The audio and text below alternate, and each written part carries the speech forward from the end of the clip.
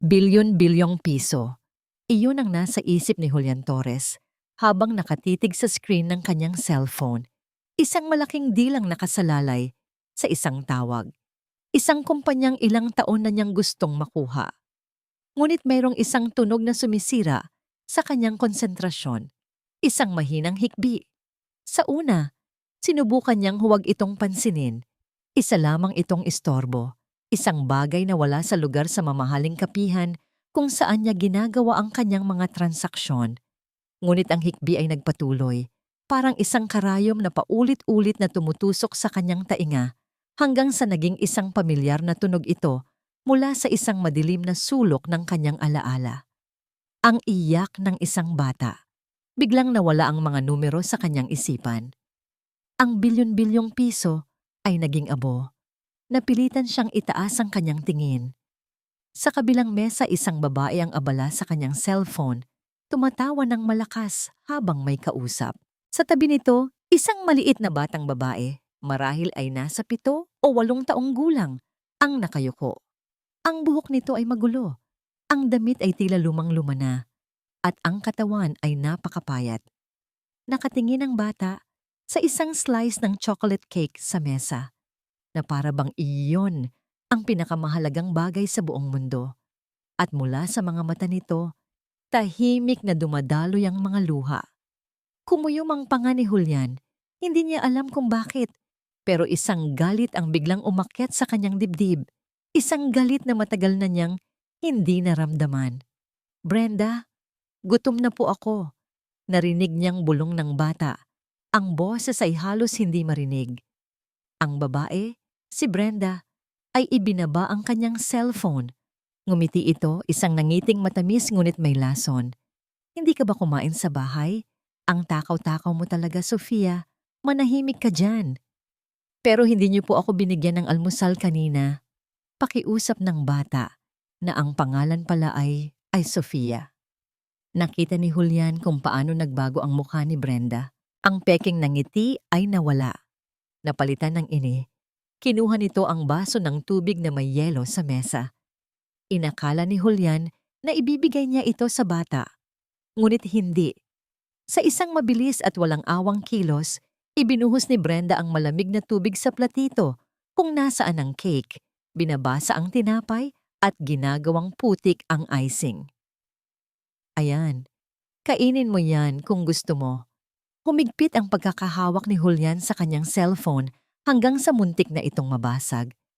Ang imahe ng basang cake, ang nanginginig na balikat ni Sofia, ang malamig na tawa ni Brenda. Lahat ng yon ay nagtulak sa isang pinto sa kanyang alaala. Isang pinto na matagal na niyang isinara at ikinadena. Ang pinto kung saan nakatago ang alaala ng sarili niyang anak na babae. Tumayo siya. Ang kanyang pagtayo ay tila nagpatigil sa oras sa loob ng kapihan. Ang bigat ng kanyang presensya ay naramdaman ng lahat. Ang anino niya ay bumagsak sa mesa ni na Brenda at Sofia. Napatingala si Brenda, nagulat. "Sir, may kailangan po kayo?" tanong nito. Pilit nang ngumingiti. Hindi siya pinansin ni Julian. Ang kanyang mga mata ay nakatuon lamang sa batang umiiyak nang walang tunog. Dahan-dahan siyang lumuhod sa harap ni Sofia, isang bagay na hindi niya kailanman ginawa para sa kahit sino sa kanyang mundo ng negosyo. "Anong pangalan mo?" tanong niya. Ang boses ay mas malumanay kaysa sa inaasahan niya. Tumingala ang bata, ang mga mata nito ay puno ng takot at gulat. "Huwag mong kausapin ang anak ko," sigaw ni Brenda. Tumatayo na rin. "Sino ka ba?" Muling tumayo si Julian. Ang kanyang buong anyo ay nagpapakita ng kapangyarihan at panganib.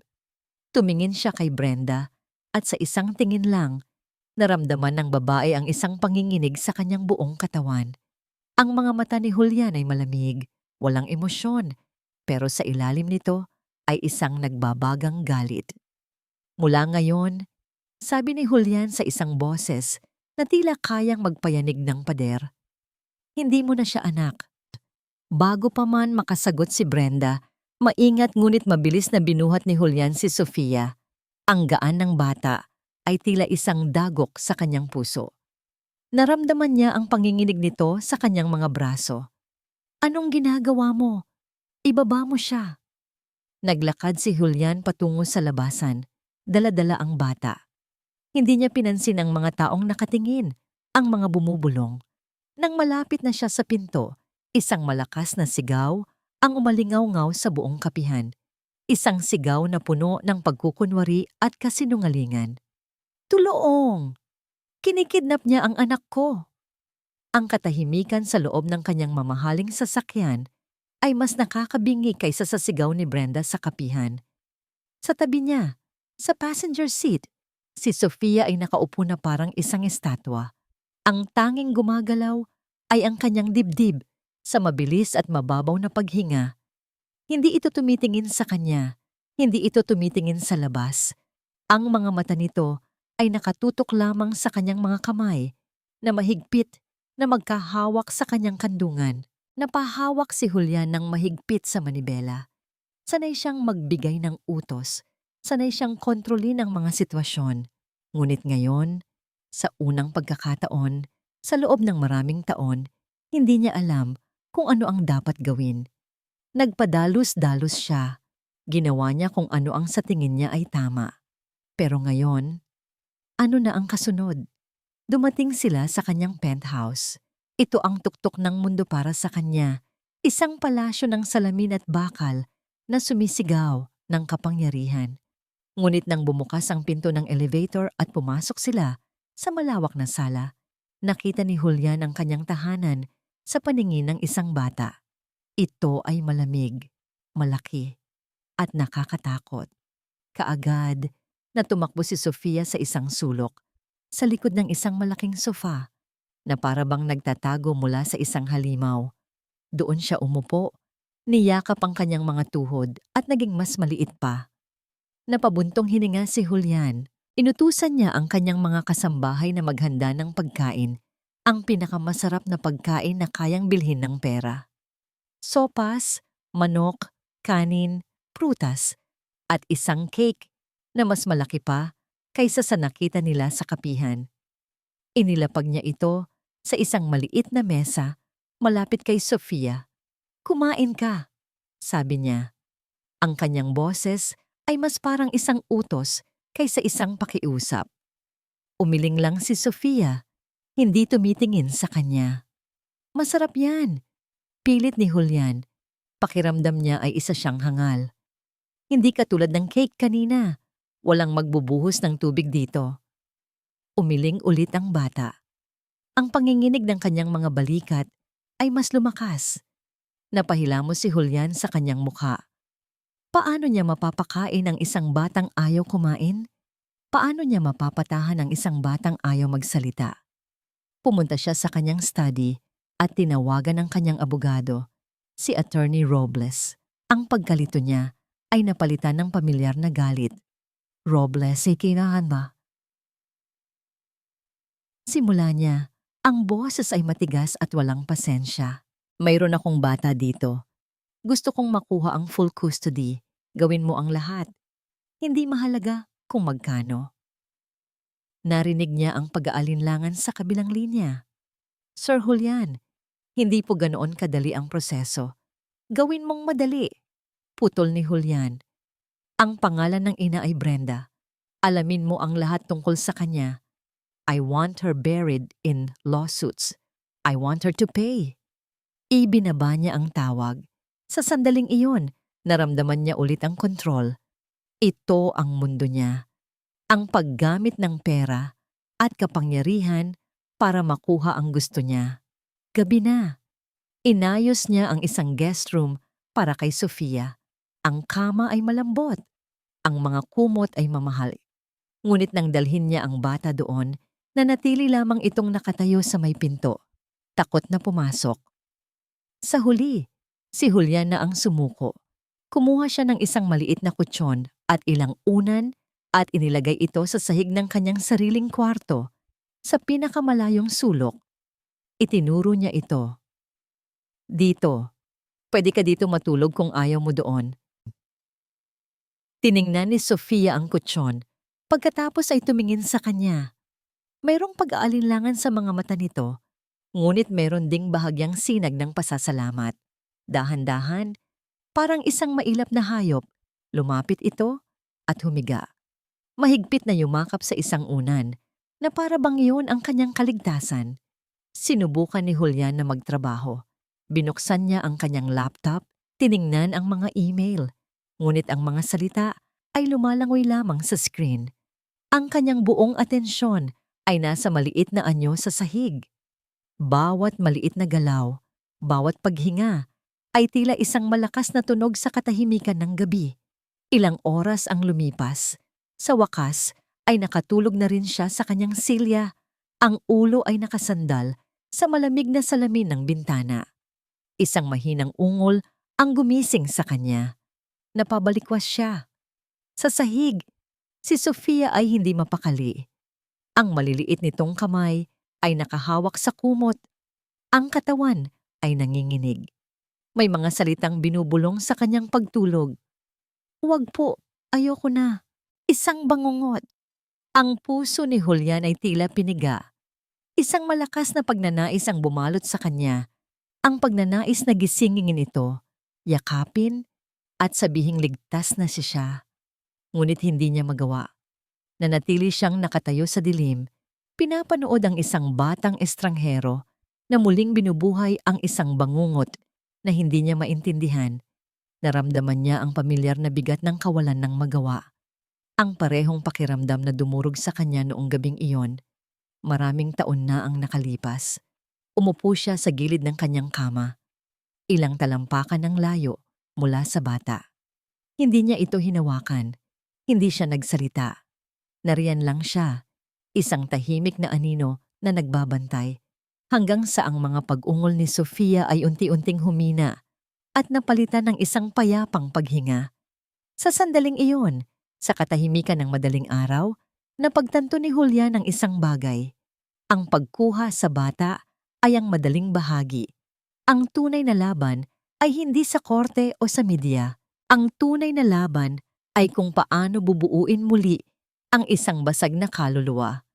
At habang iniisip niya iyon, tumunog ang kanyang cellphone.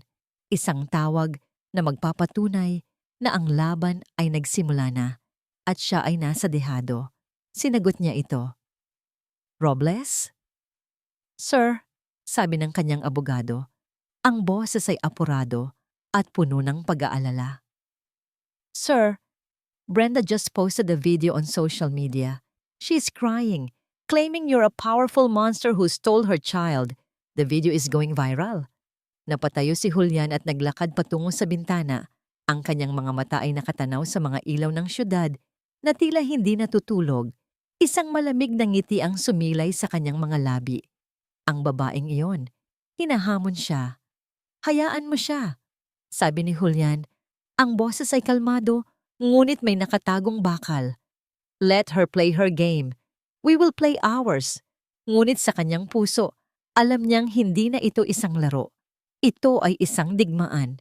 At sa gitna ng digmaang ito, ay isang natutulog na bata na hindi niya hahayaang masaktan muli. Kailanman, ang silid ni Brenda ay maliit at masikip. Amoy luma ang mga pader na natutuklapan na ng pintura. Ito ang eksaktong kabaligtaran ng palasyo kung saan dinala ang kanyang anak. At perpekto iyon para sa kanyang mga plano. Nakatayo siya sa harap ng isang basag na salamin. Pinipilit ang sarili na umiyak. Kinagat niya ang kanyang labi. Iniisip ang lahat ng kanyang paghihirap. Ang lahat ng perang hindi niya makuha. Isang butil ng luha ang pumatak. Pagkatapos ay isa pa.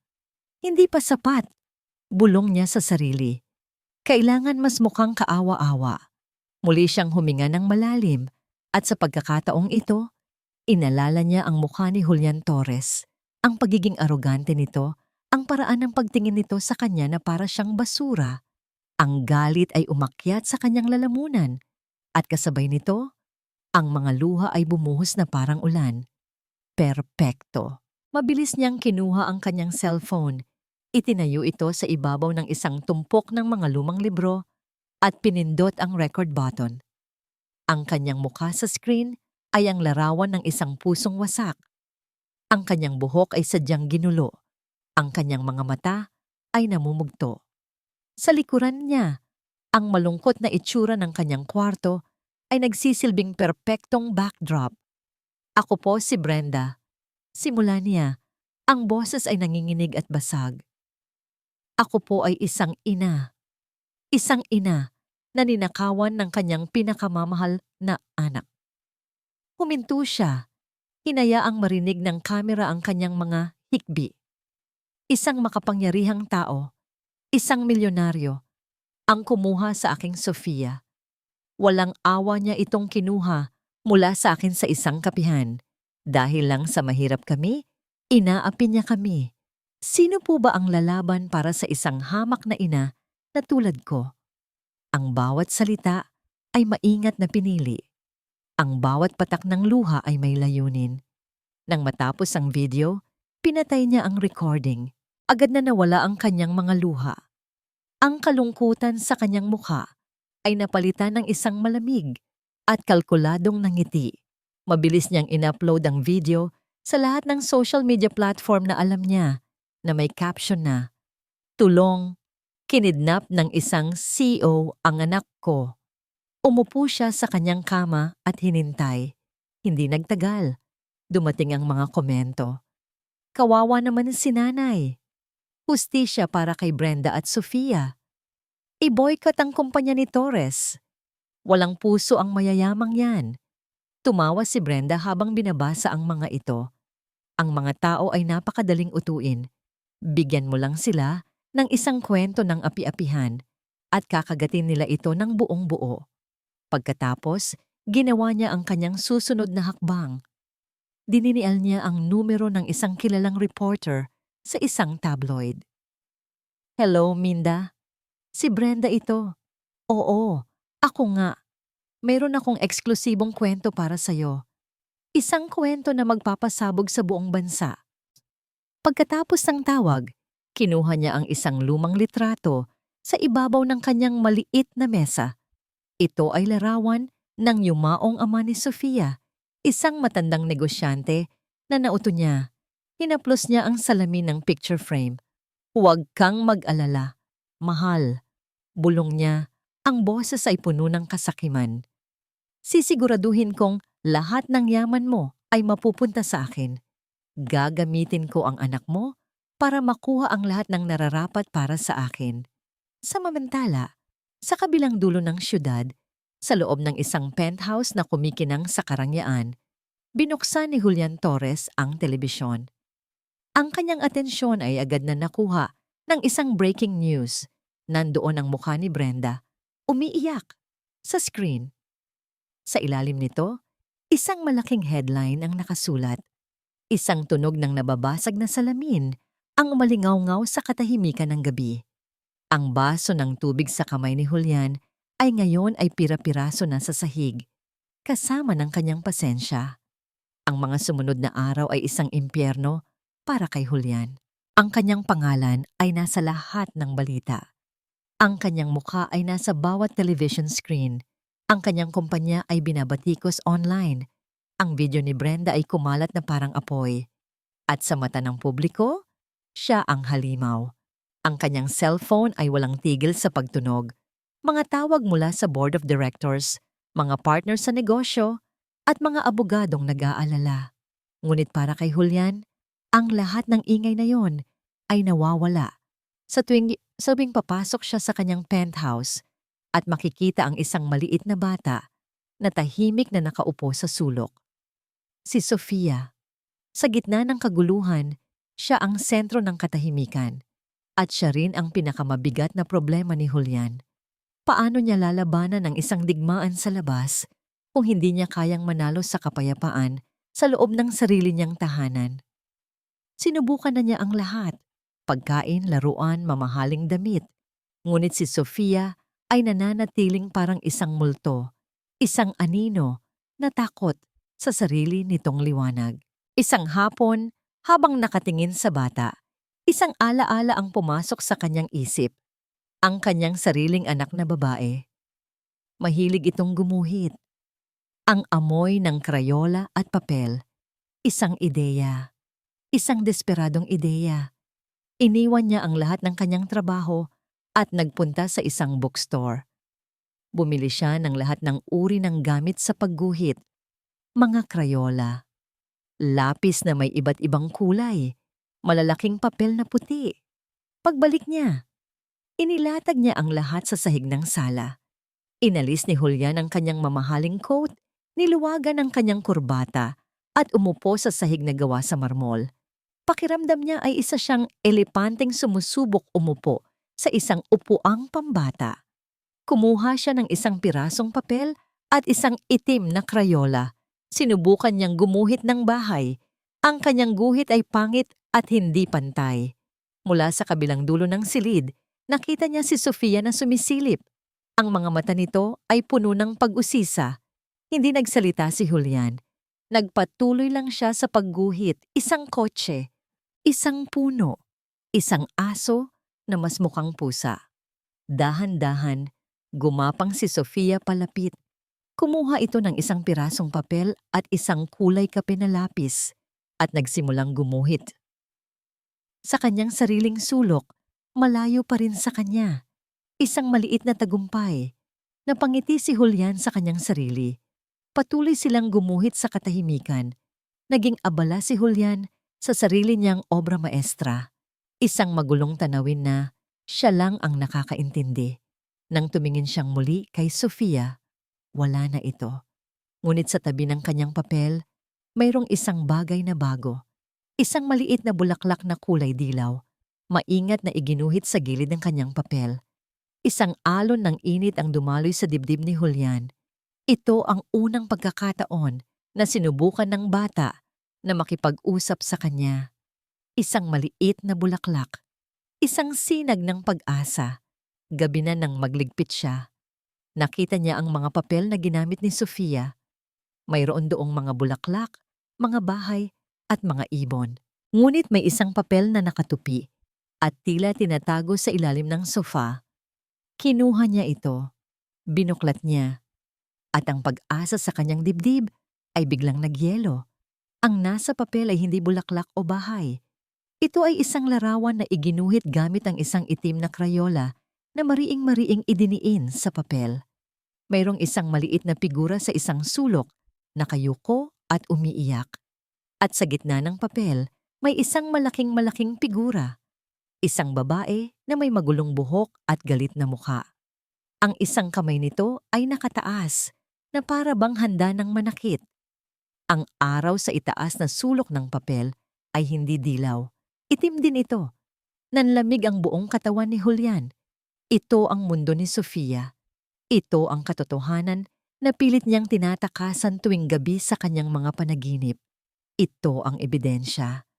Ang kanyang mga kamay ay nanginginig habang hawak ang papel. Bigla, ang amoy ng krayola ay nagbalik sa kanya sa ibang panahon, sa ibang silid. Ang tawa ng kanyang sariling anak na babae, napapikit siya ng mariin. Huwag ngayon. Sa sandaling iyon, tumunog ang kanyang cellphone. Ang tunog ay tila isang alarma na sumisira sa sagradong katahimikan. Si Attorney Robles. "Sir," sabi ng abogado, ang boses ay seryoso. "They filed for an emergency custody hearing. It's tomorrow." Huminto sandali ang mundo ni Julian. "And based on the public sentiment," dagdag ng abogado, "we are at a disadvantage, sir." Ibinaba ni Julian ang tawag. Tinitigan niya ang madilim na guhit sa kanyang kamay. Ang katotohanan ay narito na. Ang patunay ng isang krimen, ngunit bukas, sa korte, baka huli na ang lahat. Ang araw ng hearing ay sumikat na kulay abo at malamig. Isang perpektong refleksyon ng nararamdaman ni Julian. Pagdating nila sa korte, isang hukbo ng mga reporter at cameramen ang sumalubong sa kanila. Ang mga flash ng kamera ay tila mga putok ng baril at ang mga tanong na isinisigaw sa kanya ay mga akusasyon. "Mr. Torres, totoo po bang ginamit niyo ang inyong kapangyarihan para kunin ang bata?" Anong masasabi niyo sa mga alegasyon ni Miss Brenda? Hindi siya sumagot. Naglakad siya ng diretso, ang kanyang muka ay isang maskara ng bakal habang pinoprotektahan ng kanyang mga security guard ang daan. Sa loob ng courtroom, ang tensyon ay mas masahol pa. Ang bawat upuan ay puno. Ito ay hindi na isang legal na pagdinig. Ito ay isang pampublikong palabas. At ang bida ay kararating lang. Pumasok si Brenda. Ang itsura niya ay ang eksaktong kabaligtaran ng itsura niya sa kapihan. Ngayon, siya ay nakasuot ng isang simpleng bestida. Ang kanyang buhok ay maayos na nakatali. At ang kanyang mukha ay walang kolorete, maliban sa pamumula ng kanyang mga mata na tila resulta ng ilang araw na pag-iyak. Nang makita niya ang mga kamera, ang kanyang mga balikat ay nanghina at isang hikbi ang kumawala sa kanyang mga labi. Ang mga tao sa paligid ay bumulong sa isa't isa, puno ng awa. Kawawa naman siya. Tingnan mo, mukha siyang anghel. Napangisi si Julian sa kanyang isipan. Isang anghel na may sungay ng demonyo. Nagsimula ang hearing. Ang abogado ni Brenda ang unang nagsalita. Ang bawat salita ay puno ng drama. Your Honor, narito po tayo ngayon dahil sa isang gawa ng matinding kalupitan. Isang inosenteng ina, isang byuda na nag-iisa sa buhay, ang ninakawan ng kanyang nag-iisang anak ng isang taong ang tingin sa sarili ay mas mataas pa sa batas. Pagkatapos, si Brenda na ang tinawag sa witness stand. Ang kanyang pag-arte ay pang-award. Ang kanyang mga luha ay tumutulo sa tamang pagkakataon. Ang kanyang boses ay nanginginig habang isinasalaysay niya ang isang kwentong puno ng kasinungalingan. Mahal na mahal ko po ang aking Sofia, sabi niya. Ang kanyang mga mata ay nakatingin sa huwes. Siya na lang po ang natitira sa akin mula sa kanyang yumaong ama. Ikinuwento niya ang isang pekeng alaala tungkol sa huling kaarawan ni Sofia. Wala po kaming pera noon, kaya ipinagbili ko po ang nag-iisang alahas na bigay sa akin ng aking asawa para lang mabilhan ko siya ng maliit na cake. Ang saya-saya niya noon. Iyon po ang pinakamasayang araw ng aming buhay. Ang mga tao sa courtroom ay naantig. Maging ang huwes ay tila nagpapakita ng simpatiya. Nang pagkakataon na ng abogado ni Julian na magtanong, sinubukan nilang ipasok ang mga guhit ni Sofia bilang ebidensya. Objection, Your Honor, sigaw ng abogado ni Brenda. These are just drawings from a confused child who has been brainwashed by this man. Sustained, sabi ng huwes. Sinubukan nilang questionin ang karakter ni Brenda, ngunit ang bawat tanong ay sinasagot niya ng mga luha na ginagawang ang mga abogado ni Julian ay parang mga kontrabidang walang puso na umaapi sa isang biyudang kaawa-awa. Sa buong panahon, si Brenda ay palihim na sumusulim kay Julian. Sa likod ng kanyang mga pekeng luha, ang kanyang mga mata ay nang aasar, puno ng pagtatagumpay. Alam niyang nananalo siya. Pagkatapos ng ilang oras, nagpa siya ang huwes. Ang hearing na ito ay para lamang sa pansamantalang kustodya habang iniimbestigahan pa ang kaso, sabi ng huwes. Ang kanyang tingin ay lumipat mula kay Brenda patungo kay Julian. Nakikita ko ang sakit sa panig ng ina. Nakikita ko rin ang hindi pangkaraniwang interes ng panig ng lalaki. Huminga ng malalim ang huwes. Bilang pansamantalang hakbang, binibigyan ko si Miss Brenda ng supervised visitation rights. Isang malakas na bulungan ang pumuno sa silid. Ang mga reporter ay nagmadaling mag-type sa kanilang mga cellphone. Isang supervised visit. Ibig sabihin, papayagan si Brenda na makita at makasama si Sofia kahit na may kasamang social worker. Para kay Julian, ito ay hindi isang maliit na pagkatalo. Ito ay isang malaking sampal sa kanyang mukha. Isang malaking panganib para sa kaligtasan ni Sofia. Tumayo si Brenda. Ang kanyang mukha ay nagpapakita ng pasasalamat at lunas. Niyakap niya ang kanyang abogado. Umiiyak. Ngunit nang lumingon siya at nagtama ang kanilang mga mata ni Julian, mula sa kabilang dulo ng silid, isang maliit, Halos hindi makitang nangiti ang sumilay sa kanyang mga labi. Isang ngiti ng tagumpay. Ang nangiting nagsasabing, nagsisimula pa lang ako. Ang pagkatalo sa korte ay parang lason na dahan-dahang kumakalat sa sistema ni Julian. Isang supervised visit. Ang ideya na si Brenda ay muling makakalapit kay Sofia. Kahit na may nagbabantay, ay nagbibigay sa kanya ng panginginig. Kailangan niyang kumilos ng mabilis.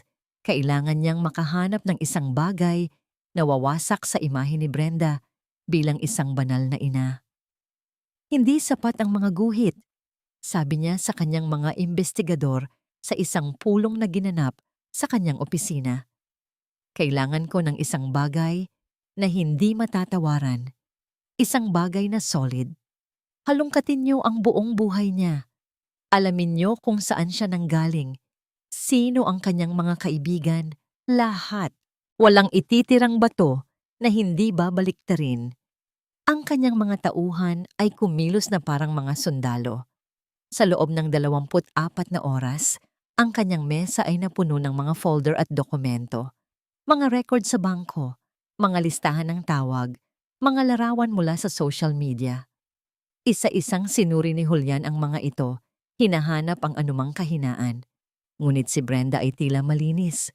Walang criminal record, walang malaking utang. Ang kanyang buhay ay tila ordinaryo. Sir, sabi ng isa sa kanyang mga investigador, isang dating pulis. Mayroon po kaming nakuha mula sa City Hall. Mga kopya ng mga papeles ng yumaong ama ni Sofia at ang birth certificate ng bata. Ipinatong ng investigador ang isang manipis na folder sa ibabaw ng mesa. Hindi ito mukhang importante kumpara sa iba.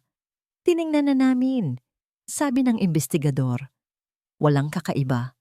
Ang pangalan ng ama ay nandoon. Ang pangalan ni Brenda ay nakalista bilang ina. Ibigay mo sa akin, utos ni Julian. Binuklat niya ang folder. Ang una ay ang death certificate ng lalaki.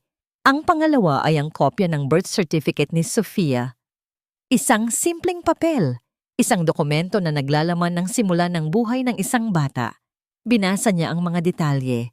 Pangalan, Sofia Reyes Mercado Petsa ng kapanganakan, October 12, 2018. Pangalan ng ama, Antonio Mercado. Pagkatapos, ang kanyang mga mata ay bumaba sa susunod na linya. Ang linya na magpapabago sa lahat. Pangalan ng ina. Ang inaasahan niyang makita ay Brenda. Ngunit hindi iyon ang nakasulat. Ang nakasulat ay isang pangalan na tila isang multo mula sa kanyang nakaraan. Isang pangalan na kinailangan niyang kalimutan pero hindi kailanman nawala sa kanyang puso. Isabela Reyes. Nabitawan ni Julian ang papel. Ang hangin sa kanyang baga ay tila ninakaw. Ang tibok ng kanyang puso ay huminto. Pagkatapos ay bumilis na parang isang kabayong tumatakbo. Isabela. Isang imahe ang biglang lumitaw sa kanyang isipan. Isang dalagang nakangiti sa ilalim ng isang puno ng mangga. Ang kanyang mga mata ay nagniningning. Ang kanyang tawa ay ang pinakamagandang musika sa mundo. Ang kanilang mga kamay na magkahawak habang nangangarap tungkol sa isang kinabukasan na hindi kailanman darating. Ang kanyang unang pag-ibig, ang tanging babaeng tunay niyang minahal, ang babaeng ipinaglaban niya, ngunit sa huli ay isinuko rin dahil sa utos ng kanyang ama. Ang babaeng nawala na lang na parang bula. Ang babaeng akala niya ay masaya nang namumuhay sa ibang bansa. Dinampot niya muli ang papel, ang kanyang mga kamay ay nanginginig. Binasa niya ulit. Isabela Reyes. Tumingin siya sa kanyang mga investigador, ang kanyang mukha ay maputla. Si Brenda. Ano ang koneksyon niya kay Mr. Mercado? Base po sa aming nakalap, siya po ang naging live-in partner ni Mr. Mercado matapos pong mamatay si Miss Isabela Reyes dahil sa panganganak. Bumagsak ang mga salita sa tenga ni Julian na parang mga bato. Namatay. Namatay si Isabela at nag-iwan siya ng isang anak na babae, si Sofia. Biglang nagkaroon ng saysay ang lahat. Ang mga mata ni Sofia, hindi niya alam kung bakit pamilyar ang mga ito sa kanya. Ngayon, alam na niya. Iyon ang mga mata ni Isabela. Nagmamadali siyang umuwi. Ang kanyang pagmamaneho ay mabilis at mapanganib. Pagdating niya sa kanyang penthouse, nakita niya si Sofia na tahimik na naglalaro sa sahig. Dahan-dahan siyang lumapit. Lumuhod siya sa harap ng bata. Tinitigan niya ang mukha nito, ang hugis ng ilong, ang kurba ng mga labi. Ito ang anak ni Isabela. Ang dugo ni Isabela. Isang tanong ang sumabog sa kanyang isipan, isang tanong na parehong nagbibigay ng pag-asa at matinding takot. Tiningnan niya ang petsa ng kapanganakan. October 2018. Ang huling pagkikita nila ni Isabela ay noong January 2018 bago siya sa pilitang pinapunta sa Amerika ng kanyang ama. Posible kaya? Mula sa kanyang wallet, kinuha niya ang isang luma at lukot na litrato na palagi niyang dala. Isang litrato niya noong siya ay mas bata pa, kasama ang nakangiting si Isabela. Nanginginig ang kanyang mga kamay, iniharap niya ito sa kanyang sarili. Pagkatapos, tumingin siya kay Sofia. At sa ilalim ng lahat ng takot at kalungkutan sa mukha ng bata, nakita niya ito. Nakita niya ang kanyang sarili, ang kanyang mga mata, ang kanyang panga. Isang tanong ang kumawala sa kanyang mga labi, isang bulong na dala ng hangin. Isabela, anak mo, anak natin? Ang pagkatuklas na si Sofia ay maaaring kanyang sariling anak ay nagbago ng lahat para kay Julian. Hindi na ito tungkol sa awa o hustisya. Ito ay naging personal.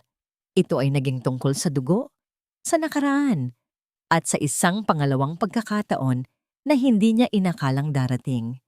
Ang laban para kay Sofia ay naging isang laban para sa piraso ng kanyang sarili na matagal nang nawawala. Ang kanyang determinasyon ay mas matibay pa kaysa sa bakal. Kung dati ay gusto niyang ilibing si Brenda sa mga kaso, ngayon ay gusto na niyang tiyakin na hindi na ito makakakita ng sikat ng araw. Ang unang hakbang, kailangan niya ng isang saksing magpapatunay sa pagmamaltrato ni Brenda. Ang mga guhit ay hindi sapat. Kailangan niya ng isang taong nakakita, isang taong nakarinig, isang taong handang magsalita.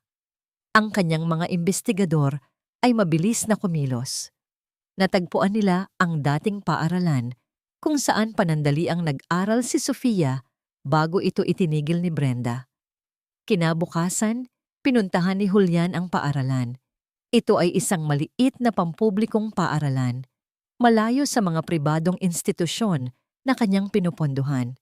Sa loob ng isang masikip na faculty room, hinarap niya si Miss Elena Reyes, ang dating guro ni Sofia.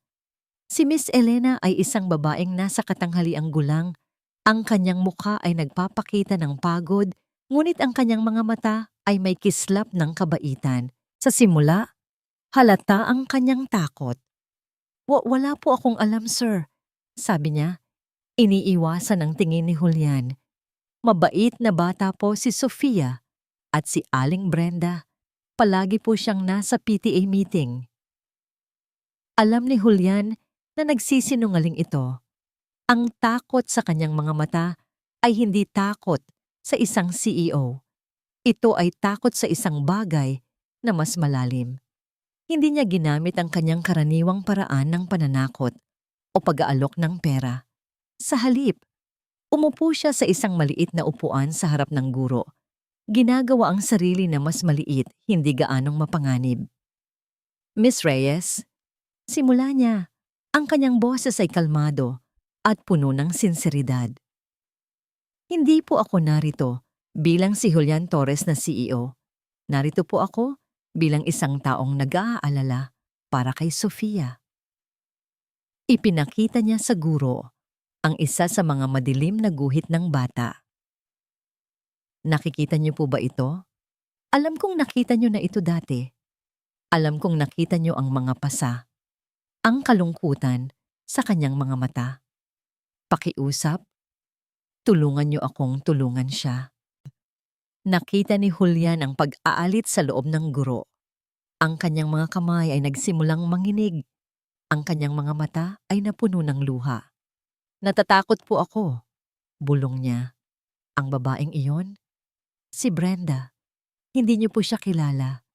Nung isang beses na tinanong ko si Sofia tungkol sa isang pasa sa kanyang braso, kinabukasan ay pinuntahan ako ni Brenda. Nagbanta siya sa akin. Sinabi niya na kung makikialam ako, sisirain niya ang buhay ko. Sa wakas, bumigay ang guro. Humagulgol siya ng iyak at kasabay ng kanyang mga luha ay ang pag-agos ng katotohanan. Ikinuwento niya ang lahat. Ang mga araw na si Sofia ay pumapasok sa klase na gutom at walang baon. Ang mga pasa na palaging tinatago sa ilalim ng mahahabang manggas. Ang mga pagkakataon na nakikita niyang natutulog ang bata sa kanyang desk dahil sa pagod. Ang mga pagkakataong sinubukan niyang i-report ito sa principal, ngunit walang nangyari dahil si Brenda ay magaling magkunwari. Mayroon pa po, sabi ni Mrs. Elena. Nagpupunas ng kanyang mga luha. Binuksan niya ang isang nakakandadong drawer sa kanyang mesa at kinuha ang isang folder. Itinago ko po ang mga ito, sabi niya. Inilalabas ang isang koleksyon ng mga guhit. Mga guhit na mas malala pa kaysa sa nakita ni Julian.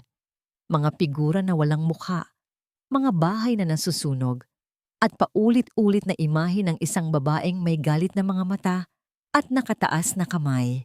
Ito na ang bala na kailangan ni Julian. Miss Reyes, handa ka bang tumestigo sa korte? Tanong ni Julian. Ang kanyang puso ay kumakabog. Poprotektahan kita. Ako ang bahala sa'yo at sa iyong pamilya. Pangako.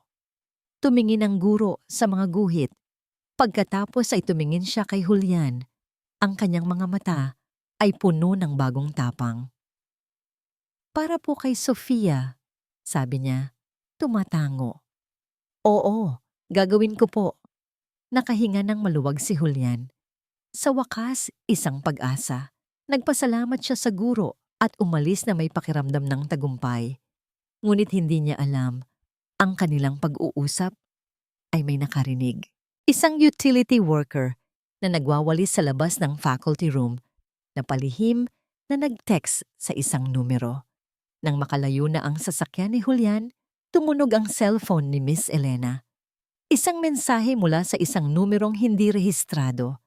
Binuksan niya ito. Mayroong isang larawan ng kanyang sariling anak na masayang naglalaro sa playground ng paaralan nito. Kuha mula sa malayo. At sa ilalim ng larawan, isang simpleng mensahe na nagpayelo sa dugo sa kanyang mga ugat. Alam namin kung saan nag-aaral ang anak mo. Ang araw ng supervised visit ay dumating na parang isang hatol ng kamatayan para kay Julian.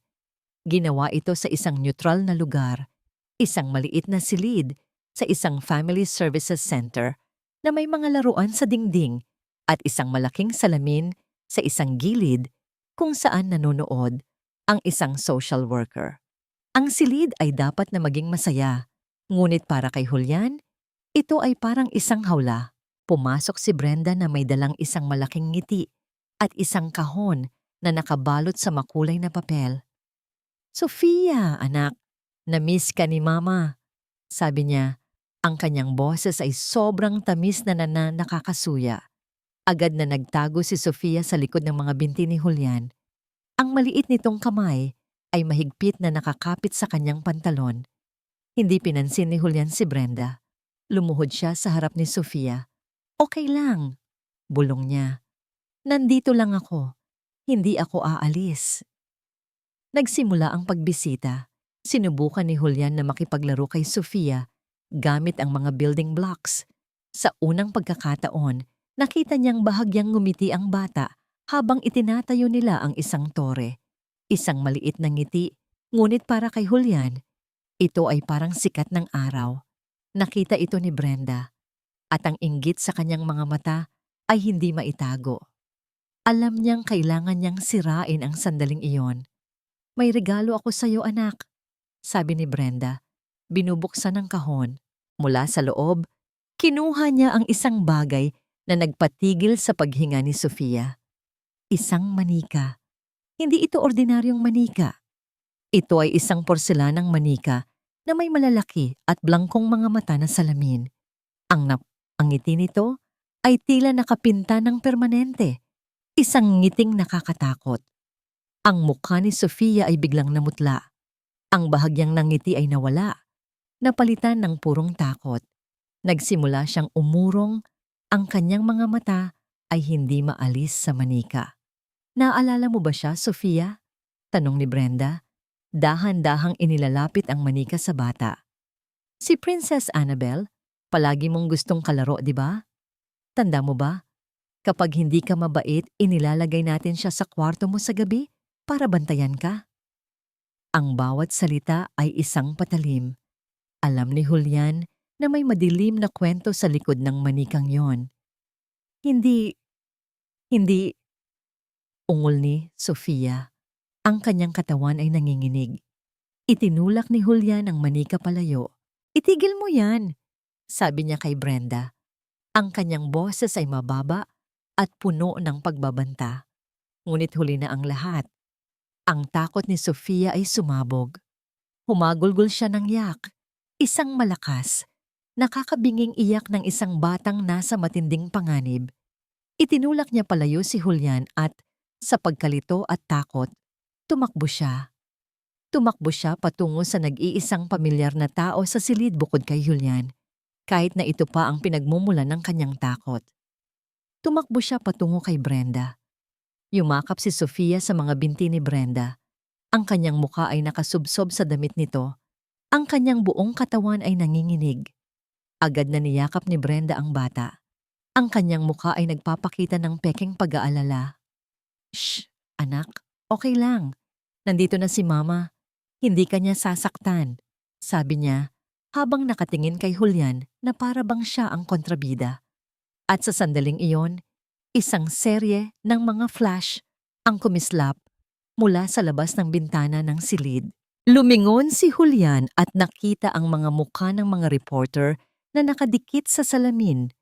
Ang kanilang mga kamera ay nakatutok sa eksena sa loob. Isang setup. Plinano ito ni Brenda mula sa simula. Ang imahe ay perpekto para sa kanila. Ang batang umiiyak na tumatakbo palayo sa halimaw na CEO at yumayakap sa kanyang mapagmahal na ina. Kasabay ng ingay ng mga kamera, tumunog ang cellphone ni Julian, si Miss Elena Reyes. Hindi ko po kaya, sabi ng guro sa kabilang linya. Ang kanyang boses ay basag sa pag-iyak. Pinadala niya ako ng litrato ng anak ko. Pinagbabantaan niya ang pamilya ko. Patawad, Mr. Torres.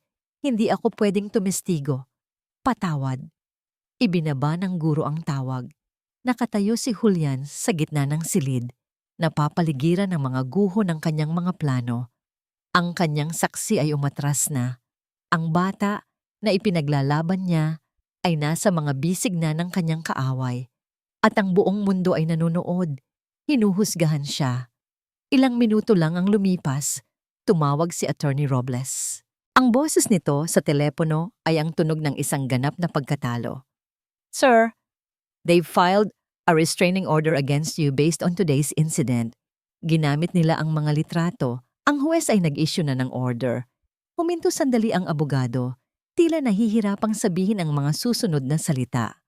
We've lost, sabi nito. Ang boses ay halos pabulong na. We've lost everything. Ang restraining order ay isang pader na bakal sa pagitan ni Julian at Sofia. Bawal na siyang lumapit. Bawal na siyang tumawag. Bawal na siyang makita. Si Sofia ay pansamantalang ibinalik sa pangangalaga ng isang social worker habang hinihintay ang final hearing na magdedesisyon kung permanenteng ibabalik ang bata kay Brenda. Para kay Julian, para na rin itong ibinalik sa impyerno. Ang kanyang penthouse, na dating naging isang tahimik na santuaryo, ay naging isang malamig na bilangguan. Ang katahimikan ay hindi na nakakapanatag, ito ay nakakabingi. Ang bakas ni Sofia ay nasa lahat ng dako. Isang krayola na naiwan sa sahig, isang maliit na unan sa kanyang kwarto, isang upuan na hindi na nagagalaw.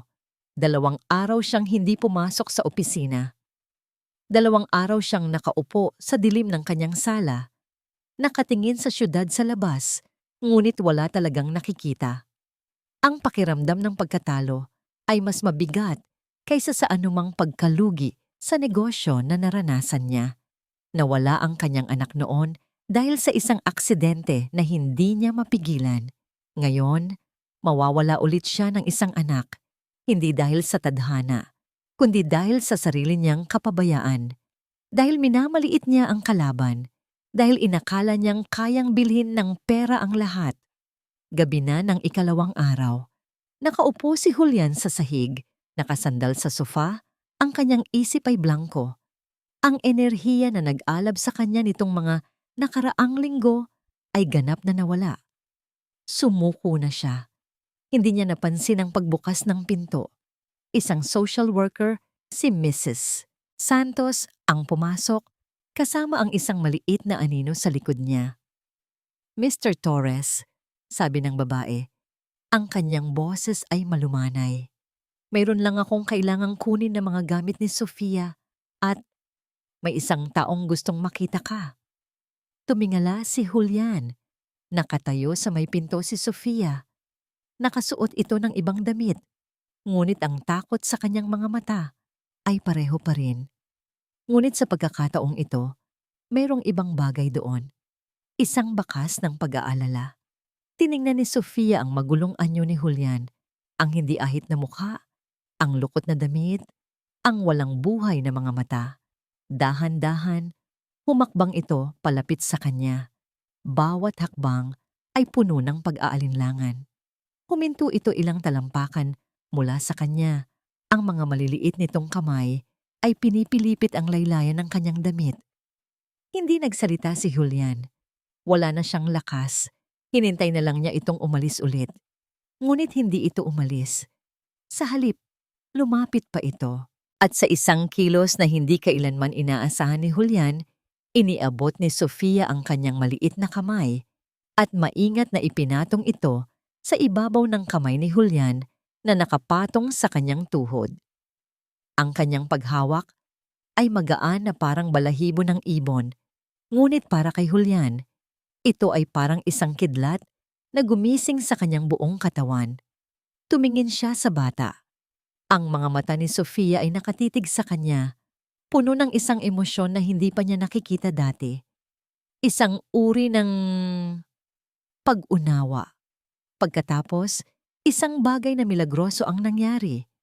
Ang mga labi ni Sofia ay bahagyang bumuka. Sa loob ng maraming linggo, ang bibig na yon ay nanatiling sarado. Isang bilangguan ng mga salitang hindi masabi. Ngunit ngayon, isang tunog ang lumabas. Isang mahinang bulong. Pa! Pa! Hindi makapaniwala si Julian sa kanyang narinig. Ito ba ay isang laro ng kanyang isipan? Tinitigan siya ni Sofia ng mas mariin na para bang sinusubukang itulak ang mga salita gamit ang kanyang buong lakas. Papa! Wag. 2 salita. Iyon lang. Ngunit ang 2 salitang iyon ay tumama kay Julian na parang isang malakas na alon. Winawasak ang pader ng kawalan ng pag-asa na kanyang itinayo sa paligid ng kanyang sarili. Papa. Tinawag niya akong Papa. Wag. Huwag sumuko. Isang butil ng luha ang pumatak mula sa mata ni Julian. Ang unang luhang pumatak sa loob ng maraming taon. Sinundan ito ng isa pa. Hindi niya ito pinunasan.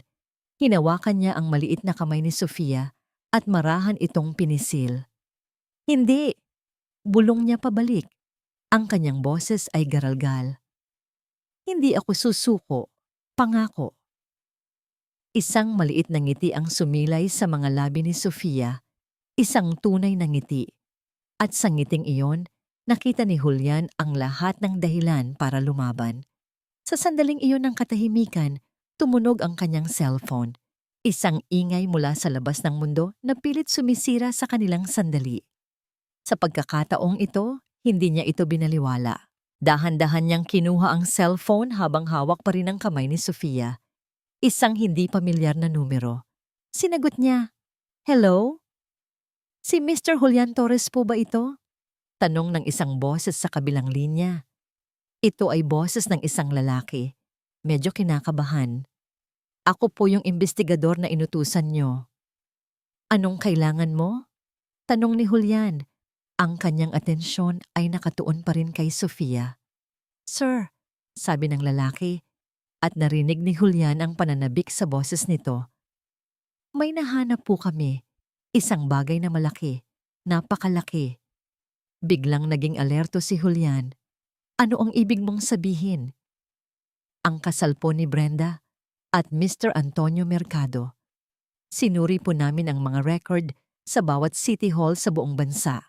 "Sir, walang record." Huminto ang paghinga ni Julian. "Imposible. Mayroon silang marriage certificate." "Yun na nga po ang punto, sir," sabi ng investigador. "Yung marriage certificate na ginagamit niya, peke. Pekeng-peke ang kasal nila. Meron na tayong ebidensya. Oras na para tapusin ang laro niya." Napatayo si Julian. Ang bigat sa kanyang dibdib ay biglang nawala. Napalitan ng isang nag-aalab na apoy. Tumingin siya sa social worker na tahimik na nanonood sa isang sulok. Pagkatapos ay tumingin siya kay Sofia na nakatingala sa kanya. Ang mga mata nito ay puno ng pagtitiwala. Hindi pa tapos ang laban. Sa katunayan, ngayon pa lang ito magsisimula. Ang final hearing ay ibang-iba sa nauna. Wala nang gaanong media. Ang kwento ay tila lumamig na at ang publiko ay naghahanap na ng bagong pag-uusapan. Ngunit sa loob ng courtroom, ang hangin ay mas mabigat, mas seryoso. Ito na ang araw ng paghuhukom. Pumasok si Brenda na may kumpiyansa. Nakasuot siya ng puting bestida na para bang isa siyang birhen na inosente. Ngumiti siya sa kanyang abogado. Para sa kanya, ito ay isang formalidad na lang. Ang tagumpay ay halos abot kamay na niya. Pagkatapos ay pumasok si Julian. Hindi na siya ang lalaking wasak at talunan mula sa huling pagdinig. Ngayon, ang kanyang tindig ay matikas. Ang kanyang mga mata ay matalim at nakatuon. Mayroon siyang aura ng isang taong hindi lamang handa para sa isang laban, kundi sigurado na sa kanyang pagkapanalo. Nagsimula ang paglilitis. Ang abogado ni Brenda ay muling nagbigay ng isang madamdaming talumpati tungkol sa pagmamahal ng isang ina at kalupitan ng mayayaman. Pagkatapos, tinawag ng panig ni Julian ang kanilang unang saksi. "We call to the stand Miss Elena Reyes." Isang bulungan ang kumalat sa silid. Pumasok ang guro. Nanginginig, ngunit determinado. Iniiwasan niyang tumingin kay Brenda, na ngayon ay nakatitig sa kanya na may pagbabanta. Sa tulong ng banayad na pagtatanong ni Attorney Robles, isinalaysay ni Miss Elena ang lahat. Ang mga pasa, ang gutom, ang takot sa mga mata ni Sofia. "Objection! Hearsay!" Sigaw ng abogado ni Brenda. "Your Honor," sabi ni Attorney Robles, "we are not just relying on hearsay. We have evidence." Isang malaking screen ang ibinaba mula sa kisame. Isa-isang ipinakita ang mga guhit ni Sofia na itinago ni Miss Elena. Ang mga madilim na imahe, ang galit na babae, ang umiiyak na bata, ang itim na araw, ay pumuno sa katahimikan ng courtroom. Ang bawat guhit ay isang tahimik na sigaw ng paghingi ng tulong. Namutla si Brenda. Hindi niya alam na mayroong mga ito. "Ito ay mga guhit lang ng bata," sabi ng kanyang abogado. Ngunit ang kanyang boses ay may bahid na ng pag-aalala. "Tama po kayo," sabi ni Attorney Robles. "At ngayon, ipapakita namin ang pinakamatibay na ebidensya, ang dokumento na magpapatunay sa tunay na karakter ng babaeng nagpapanggap na isang ina." Ipinakita niya sa huwes ang isang dokumento. "Your Honor, This is a certified statement from the National Statistics Office. It states that there is no record of marriage between a certain Brenda Chavez and the late Mr. Antonio Mercado. Kung ang mga guhit ay isang sampal, ito ay isang suntok na nagpabagsak kay Brenda. Sinungaling! Hindi totoo yan! Sigaw ni Brenda, napatayo.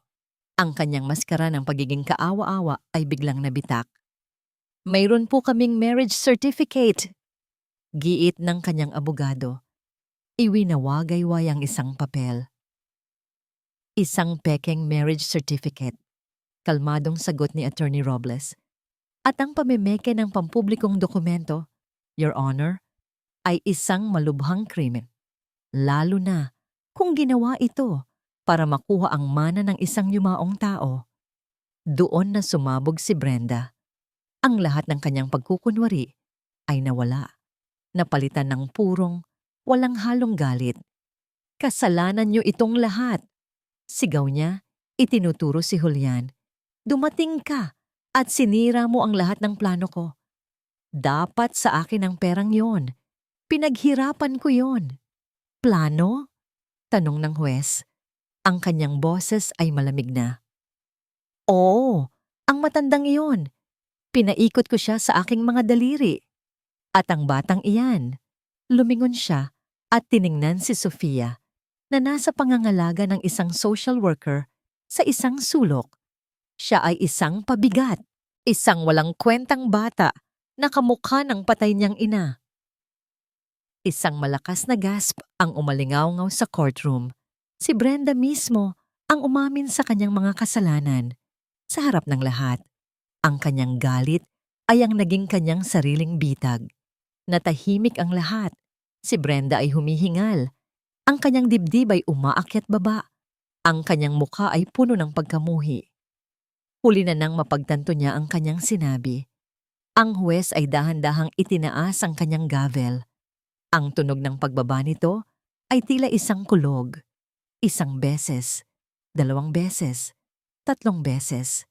Sa liwanag ng mga ebidensyang iprinisinta, at sa pag-amin na rin mismo ng akusado, sabi ng huwes, ang kanyang boses ay matigas at walang emosyon. Inaatasan ko ang pag-aresto kay Brenda Chavez sa salang perjury, child abuse, at pamimeke ng dokumento. 2 pulis ang lumapit kay Brenda at pinusasan siya. Hindi! Bitiwan niyo ako. Mayaman siya. Binayaran niya kayong lahat. Patuloy niyang sigaw habang kinakaladkad palabas. Pagkatapos ay tumingin ang huwes kay Julian. Ang kanyang tingin ay mas malambot na ngayon. At ipinagkakaloob ko ang buo at permanenteng kustodya ni Sofia Reyes Mercado kay Mr. Julian Torres. Sa wakas, tapos na. Tumayo si Julian. Ang bigat ng buong mundo ay tila inalis sa kanyang mga balikat. Ang kanyang mga mata ay naghahanap ng isang tao lamang sa buong silid. Si Sofia. Nagkatinginan sila mula sa magkabilang dulo ng courtroom. At sa pagkakataong ito, walang takot, walang pag-aalinlangan sa mga mata ng bata. Isang ngiti lang, isang ngiti na nagsasabing, "Uwi na tayo, Papa." Lumipas ang 6 na buwan. Ang ingay ng korte at ang mga flash ng kamera ay naging isang malayong alaala na lamang. Ang pangalan ni Brenda ay nawala na sa mga balita.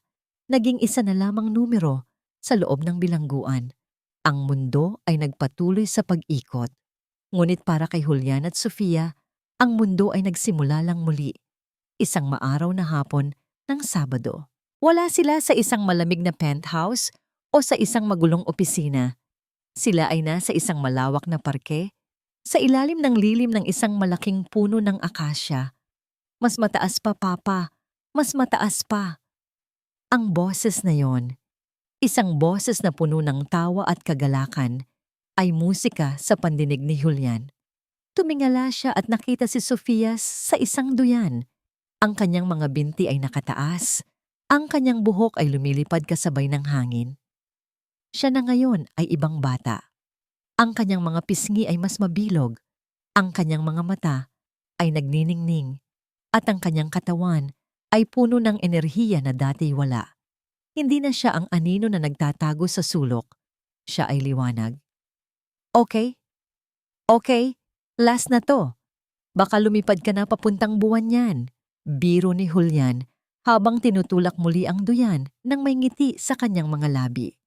Ang Julian na ito ay iba na rin. Mas madalas na siyang ngumiti. Ang mga linya ng stress sa kanyang noo ay napalitan ng mga linya ng pagtawa sa gilid ng kanyang mga mata. Mas madalas na siyang umuwi ng maaga at ang kanyang mga business meeting ay hindi na kasing importante ng pagbabasa ng bedtime story. Nang mapagod si Sofia sa pagduyan, tumakbo ito papunta sa kanya at umupo sa damuhan sa kanyang tabi.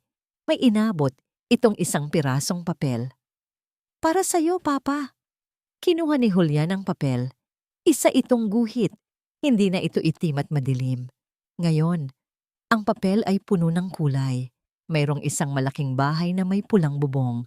Mayroong isang araw na kulay dilaw at nakangiti. At sa gitna, may dalawang figura na magkahawak kamay. Isang malaking lalaki at isang maliit na batang babae. Sa itaas nito nakasulat sa hindi perpektong mga letra, "Ang pamilya ko." Naramdaman ni Julian ang pag-init ng kanyang mga mata. Ito ang pinakamagandang drawing na nakita ko sa buong buhay ko. Sabi niya, ang kanyang boses ay bahagyang nanginginig. Sumandal si Sofia sa kanyang braso. "Papa," tanong nito pagkaraan ng ilang sandali ng katahimikan, "kamukha ko po ba si Mama Isabela?" Napatingin si Julian sa malayo. Ito ay isang tanong na matagal na niyang inihanda ang sarili. "Oo, anak," sagot niya. Hinahaplos ang buhok ng bata. Nakuha mo ang kanyang magagandang mata at ang kanyang nakangiti. "Mabait po ba siya?" "Siya ang pinakamabait na taong nakilala ko," sabi ni Julian. "At sigurado ako, kung nasaan man siya ngayon, masayang masaya siya dahil nakikita niyang masaya ka."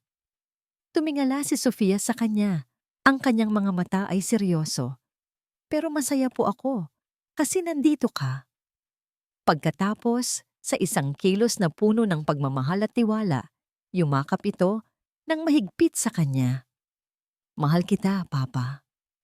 Sa sandaling iyon, lahat ng sakit mula sa nakaraan, ang pagkawala ng kanyang unang anak, ang pagsisisi sa pagkawala ni Isabela, ay tila naghilom.